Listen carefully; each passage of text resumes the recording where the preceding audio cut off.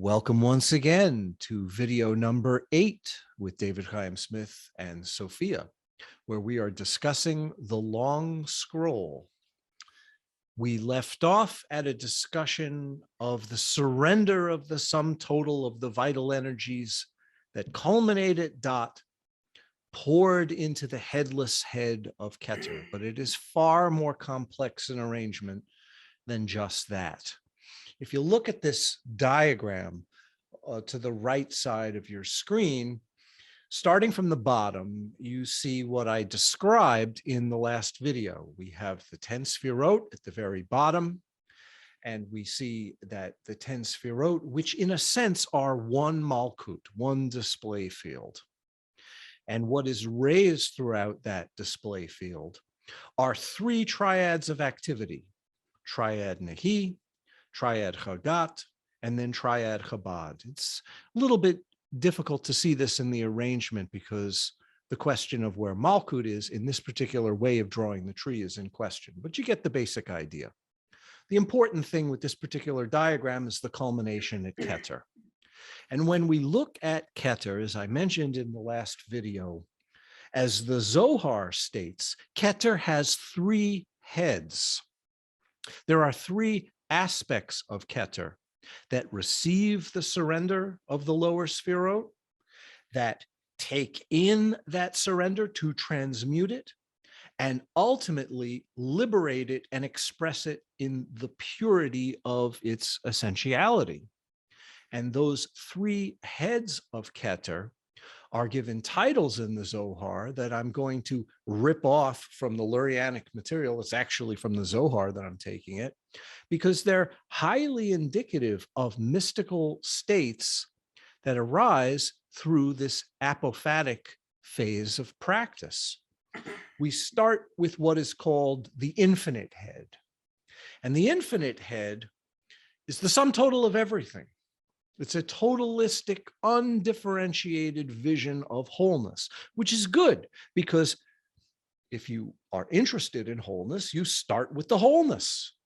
However, in our conception of wholeness, there's a tremendous amount of reification at the root of our habits. And there's still the residue of that when we conceive of the sum total of all things. So when conceptual fixation has not yet been fully transmuted and it considers wholeness, it reifies that wholeness into what we call a monad. And many systems just stop there. They see the divine as a monad of all possibilities, which is certainly better than the fragmented, chaotic, randomized mess of ordinary consciousness. It's a huge step up. But still, we're not aspiring to a monistic realization because there's still that residue of reification there that has to be dealt with to be truly free. So the infinite head of Ketter is not enough. It can only yield a monist realization. One must pass through that. One must open that up from within itself to get to the aspect that we call the head of Ein, or the head of nothingness. In other words, you start with wholeness, and then you realize that the wholeness is actually a nothingness. Everything is actually nothing. There's no thingness of substance. There are no places that reduce reality to fixed coordinates.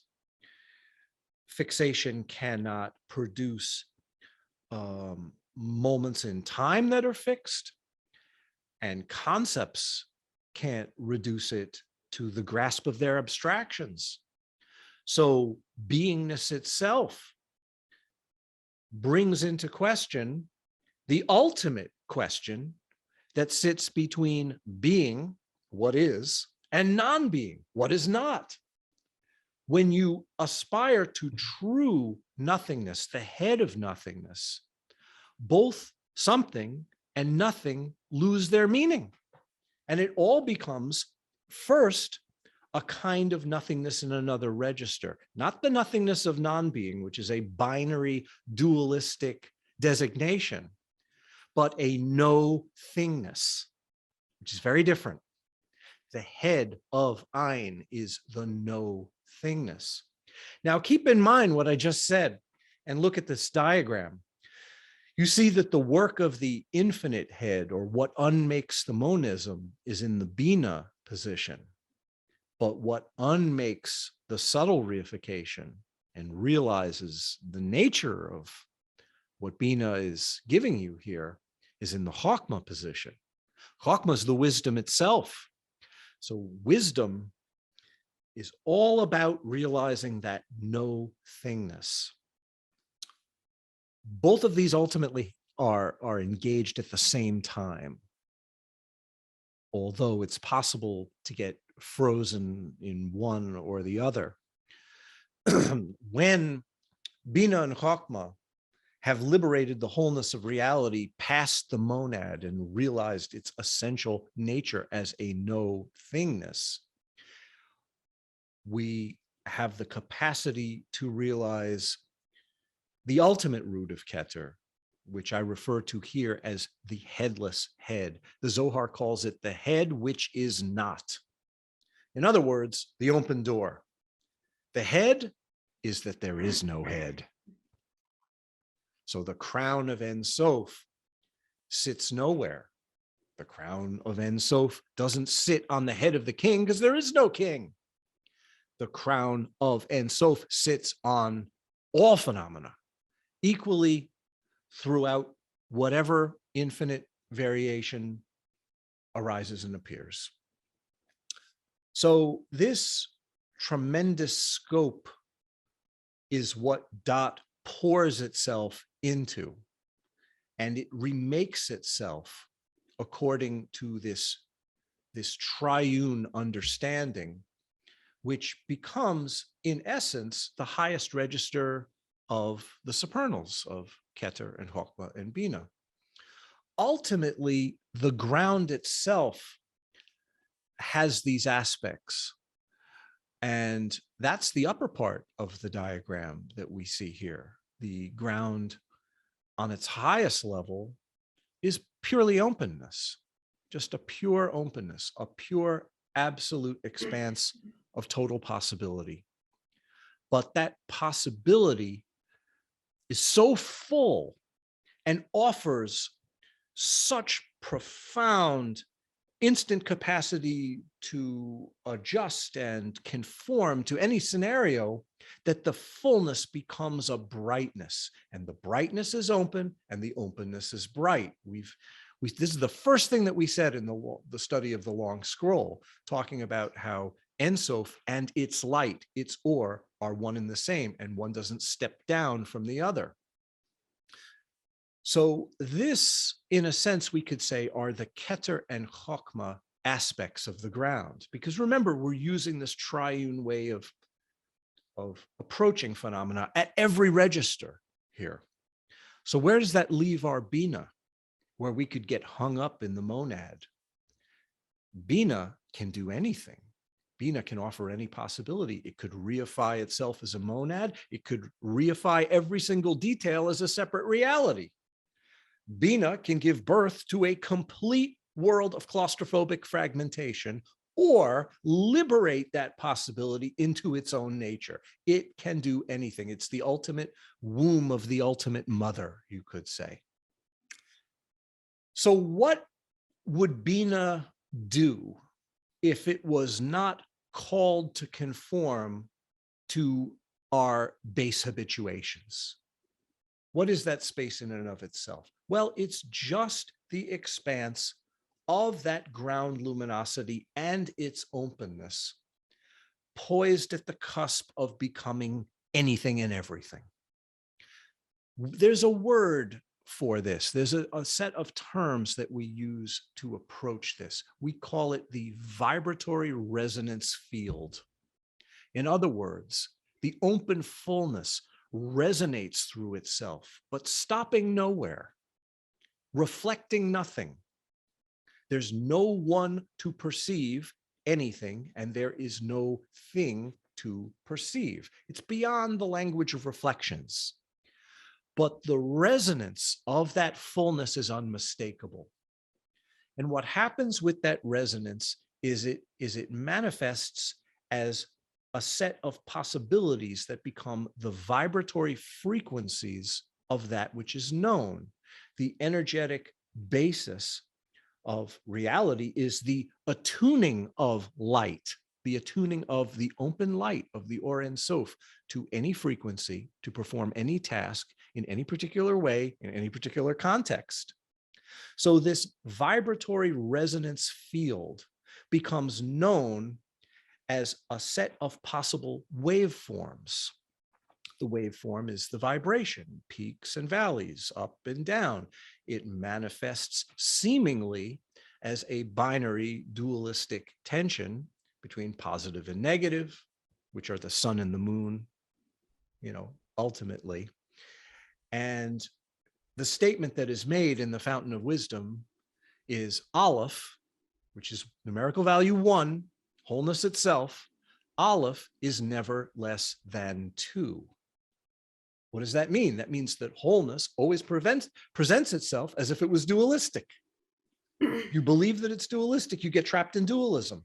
If you understand that what seems to be dualistic in appearance is actually singular in nature, and that the nature of that singularity is purely open, it doesn't stop the dualistic appearances from appearing. You just know what their true meaning is. So all possible meanings are simultaneously available through the expanse of Bina and its vibratory resonance field. And all those possibilities are simultaneously co-emergent and mutually non-obstructed from each other. In other words, you could have your tight, constricted view of reality in the same space that I could have my open, liberated conception of reality, and one doesn't knock the other one out. They can coexist in a mutually interpenetrating and non-obstructing fashion, like we said when we discussed the Klipa fields. Make sense so far? Yeah. So would you say that the Nashash Nachash. Nahash Yeah. is synonymous with Bina, or it's a function of Bina? Well, that's the point that I was going to get to next. This vibratory resonance field offers the capacity to manifest infinite variability of waveforms. When we look at the function that is being offered by the expanse of Bina, the field of possibilities, which offers these possible vibratory resonances that can be tuned to any frequency, right? That vibratory frequency that is offered, the possibility that is offered, is called the Nakash. It is a function of Bina. It's not the same as Bina. It's the function of Bina.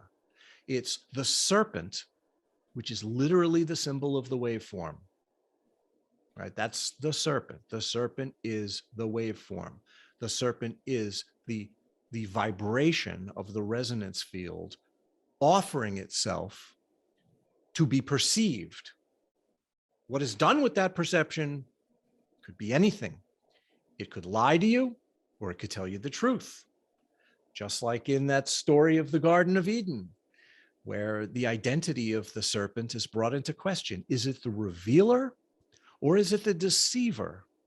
If you eat of the fruit of the tree, you can be as the Elohim, you can be as gods. Is that a lie? Well, maybe it is and maybe it isn't, depending on what you do with it. Right? So the status of the Nachash, which is the function of that Bina expanse, is called into question with every perceptual act. And what shapes it and makes it what it is are the agencies of the sun and moon, which are Chokmah and Bina functions. And that's what we'll talk about next.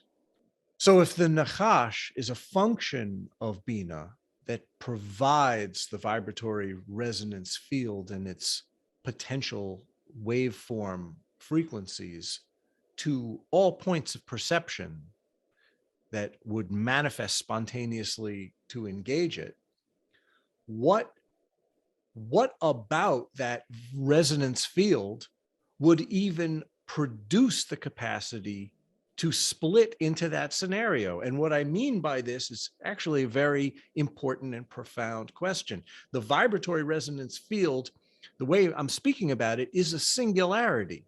Remember, it can be reified into a monad. What about that singularity has the propensity to turn itself into this split between points of perception and things that are perceived, right? If it's a singularity, where does this schism between worlds and souls come from? Well, this is the fundamental dichotomy that relates to the Nachash. The inherent dualism of the Nachash is rooted at this split between that which knows and that which becomes known. So we're going to have a very serious look at this dualizing feature, which is summed up, as I said, by that great statement from the Fountain of Wisdom: Aleph, numerical value 1, is never less than 2. In other words, the unity presents itself as if it were dualistic, almost as if to say that this paradox, which is asserted by the Tzimtzum, is a setup, right? That wholeness contrives a situation whereby it appears hidden within itself, producing dualistic dichotomies within other dualistic dichotomies into infinity. In other words, it's a setup to realize that which is hidden. And that exploration, if there ever was a meaning for life itself, it's that exploration and the figuring out of this mystery. How does this seemingly dualistic mess become unified? And within that unity, how does the unity free itself of itself to not just simply settle into a monad, but become the open fullness of the Or Ein Sof? That is the essence of our work and the essence of our view. You're with me so far? Yes. Okay. A human being appears to be born. What does this mean? Well, obviously, if we're talking about a ground that is birthless and deathless, that was never born, so it cannot die, this whole individual specific birth scenario that we think has happened to us really brings up some serious problems and questions, right? So what is it? What happens when a human being arises as a self-identified identity? What is that? Well, the way that it is described in alchemical terms is that the singular heart that is the essence of all reality. Remember, if you take away the limitation of Ketter, the heart is the sum total of everything, right? The heart coalesces into an indestructible drop that appears to split between 2 points, an upper point at the zenith and a lower point at the nadir of what becomes the central channel of a human being. The coalescence of that upper trajectory coalesces as a white drop. The nadir at the base of that trajectory coalesces as a red drop.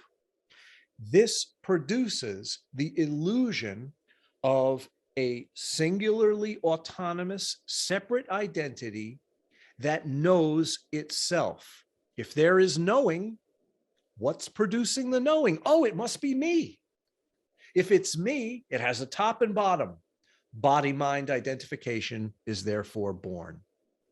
So what happens in this gesture that produces the central channel, which is the spine of a human being energetically, with a top and bottom, literally a white drop and a red drop, making the points of demarcation of what seems to know itself and thereby everything else. This poses the sun and moon as a dualistic dichotomy. It doesn't mean that the sun and moon are a dualistic dichotomy, because the sun and moon were complete and whole as functions in the indestructible drop before it appeared to split. But remember, we're finding wholeness in apparent duality. So this is the apparent duality that we have to work with. And the white drop posits the lunar capacity, and the red drop posits the solar capacity. And in their interaction, we have all the tools that we need for the beingness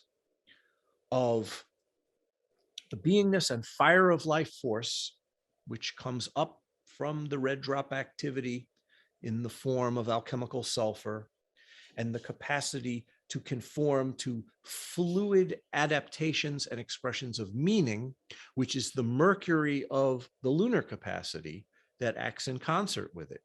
So sun and moon, sulfur and mercury work through the human subtle body system to manifest red drop and white drop activity to form the waveforms of the vibratory resonance field into infinity according to what its habits are and how perception is shaped.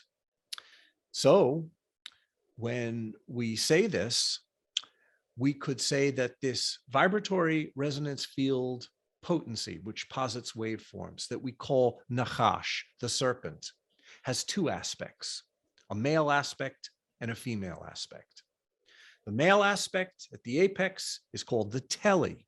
That's the white drop, the lunar function. The Galgal aspect is the solar register formed in concert with what we call the red drop. And both tele and Galgal are the aspects of the Nachash in dualistic form in relation to a human being. The work of alchemy is working with tele and Galgal, working with the agencies of the sun and moon in concert with each other to realize something at the heart in between them. And that's the subject of what we're going to talk about from this point forward in the long scroll, is how do the agencies of the Nachash, the tele and the Galgal, work with the features of the sun and the moon, which are really Chokmah and Bina as well. And how does that alchemy function? But before we could talk about that function, we have to understand what the framework represents. And just like we showed in the last video, these are the aspects that you could look at on a diagram of both the linear spheroid or the circular spheroid and say that these are really the agencies of Ketter and Malkut applied to a human being, right? And they must be worked with and negotiated in some way. The heart that sits between them is the result of realizing their non-separateness. That's the important thing. Hopefully this is making some sense to you, Sophia. So it sounds like what you're saying is that the red and white drops are the macro symbols for what you as a human are doing to the world, and it's also, or the micro symbols, and then there's they also function as the macro symbols for how the world is appearing. It's this feedback loop of red and white presenting duality. Right. And what you just said is very interesting, because from an ordinary conventional point of view, it appears that the micro and the macro are separate things, and they're related to each other and they reflect each other, but they're separate, as above, so below. It appears, if you accept that, you're accepting a rather conventional scenario about reality, that there is a two, an upper and a lower, and they might relate to each other. And in a more esoteric sense, that dualistic scenario can be worked with, but it sure as hell is not the same kind of radical statement as dealing with unity head on, wholeness in open fullness of the ground head on. My response to as above, so below is, why would you think that they're separate in the first place? Why would you think that micro and macro actually are realities.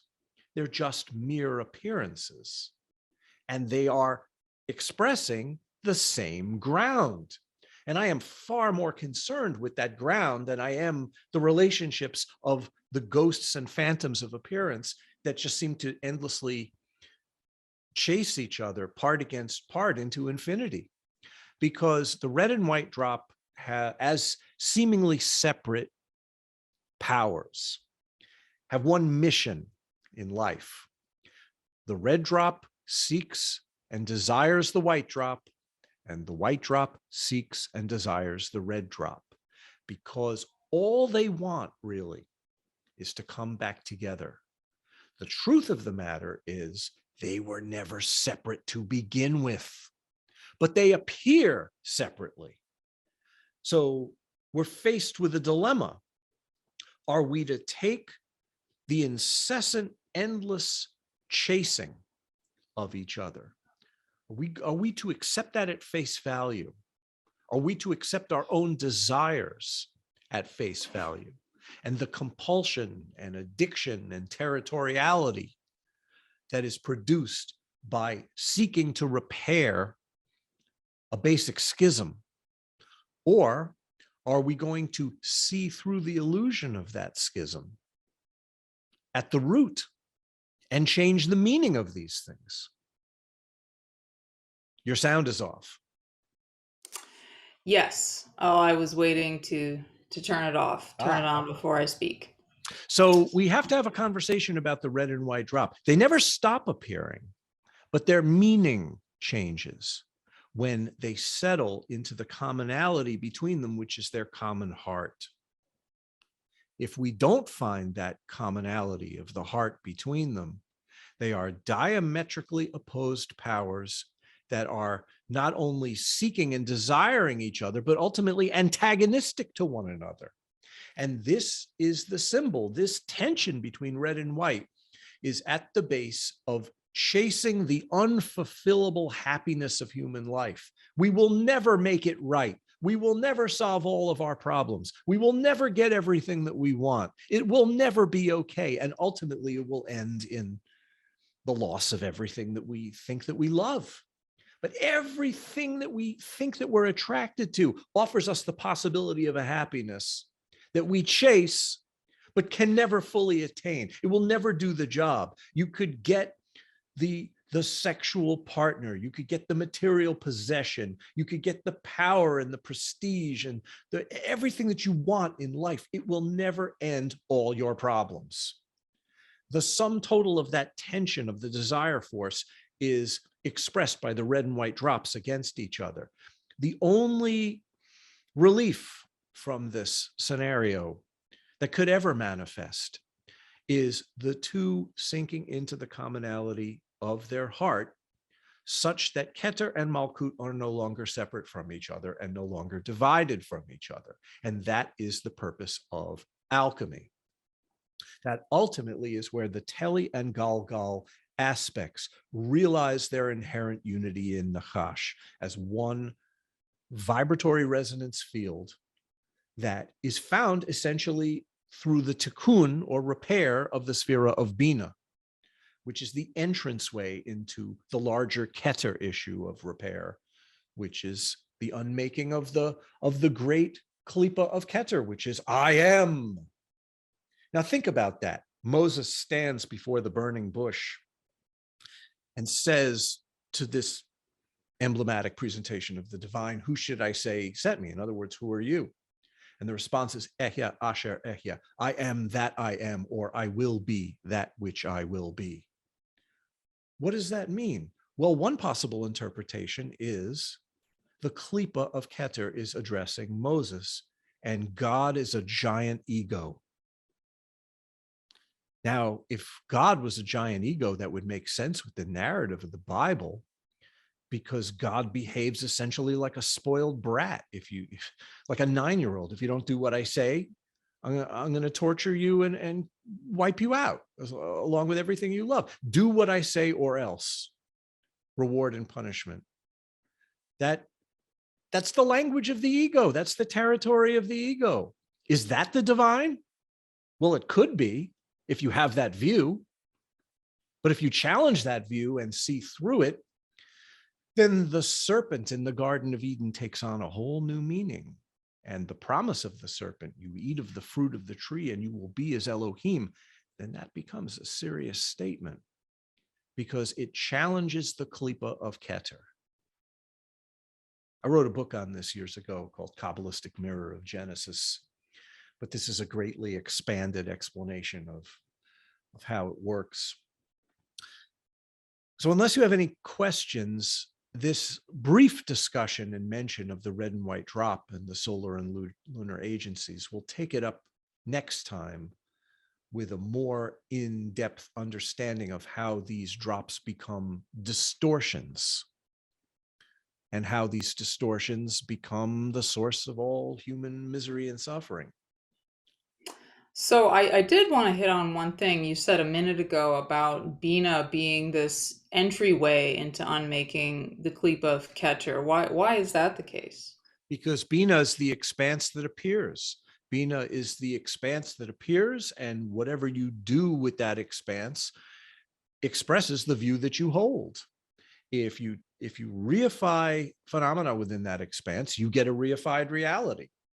If you challenge that reification, then that expanse takes on an entirely different meaning. If your life force burns its way through the salts that clutter up that expanse into a claustrophobic array of seemingly separate objects and situations and circumstances, and you ultimately alchemically transmute that expanse, then it opens up into infinity. What you do with Bina is what you do with the whole of things. So that's the contact point where you approach the infinite head of Keter from the standpoint of your dot. And how you make that transition summarizes not only the view that you hold, but what you are and what you think that you are and what you think that all of reality is. Okay. All right, good. That makes sense. While we're at it, we might as well just finish the page. There's a way of characterizing the red and white drop if you hold that view of reification, and it ain't good. What happens is that these forces that characterize the polar tensions of the desire realm and the desire fields that characterize what ordinary people think is going to make them happy, when these coalescences of red and white give themselves over to their distorted forms, they become monstrous. They become literally the demons that plague the human realm. The white drop distortion takes the form of territorial grasping for things and circumstances and times and places, and ultimately control. And the manner in which that distortion asserts itself is through aggression and violence. And this is the root of the mind's hostility towards its acquisitions, you could say.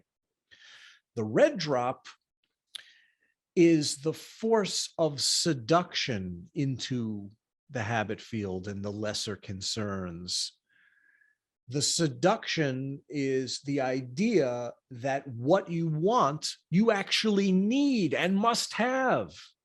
So the red drop distortion leads into the hell of addiction, which is really at the base of every human habit.